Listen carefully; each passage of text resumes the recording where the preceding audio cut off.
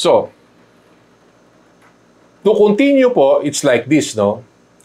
Lahat yon about accreditation. Now, eto naman ang meron. If you are accredited with them, if you are a doctor, if you are a hospital owner, there is an opportunity. Ito po, if you want to make money, if you want to make tons of money, it is possible. Pwede ho kayong kumita. Ulitin ko sa lahat ng pinagsasabi ko doon sa accreditation at pinainit ko yung ulo ninyo, okay, flipping the coin is this. There is opportunity. If you want to make money, pwede. If you want to make tons of money legally, pwede. Okay? But of course, you need to organize yourselves. You need to be very, very efficient. You need to fix your issues. Okay? Fix your issues to a point na PhilHealth will not care, okay, sa issues ninyo for as long as you submit the claim forms. Okay? And you need to manage your doctors. PhilHealth will not also care about how you manage your doctors for as long as you're managing them. And you follow the rules.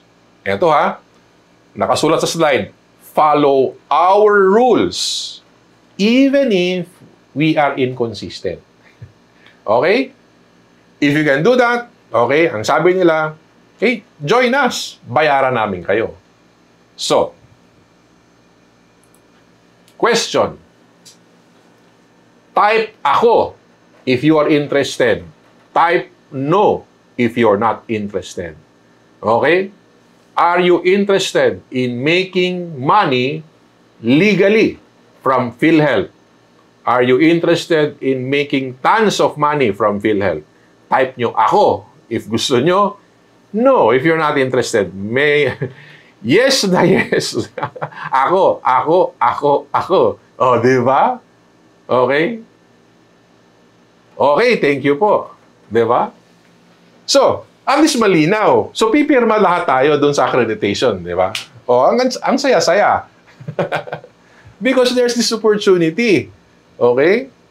So, actually, pwede talagang kumita. Eto, commercial. Okay. Question. Sa doktor, sino sa tingin ninyo ang may pinakamalaking bayad sa mga doktor? Okay? Anong specialty po? Okay? Ano lang?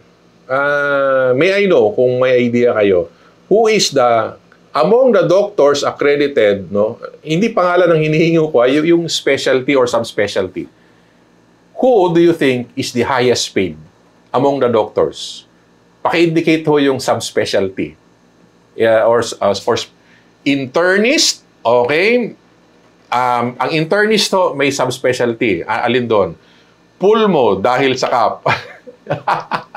Doc, okay? Opta, yung Opta, medyo malaki pero hindi sila yung top, okay?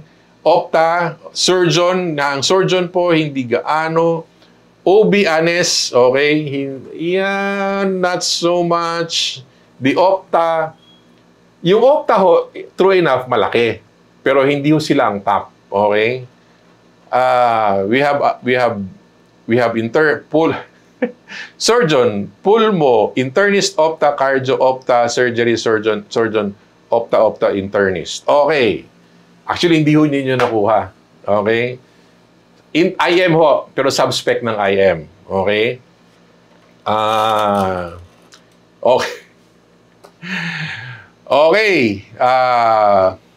It's actually yun, sinabi ni May. So, si May ho yung support ko. Okay? So, it's actually the nephro. Okay? So, kasi ho, by bulk sila eh. Okay. Neurosurgeon. Hindi gaano po dahil kukonti lang ho yung cases ng neurosurgery. Okay? In terms of bulk, okay, marami po. It's, as I recall, it's the, yun, yung nakasulat. Okay? So, of course, To be accurate, mas alam ni PhilHealth, okay? Kung sino ba talaga.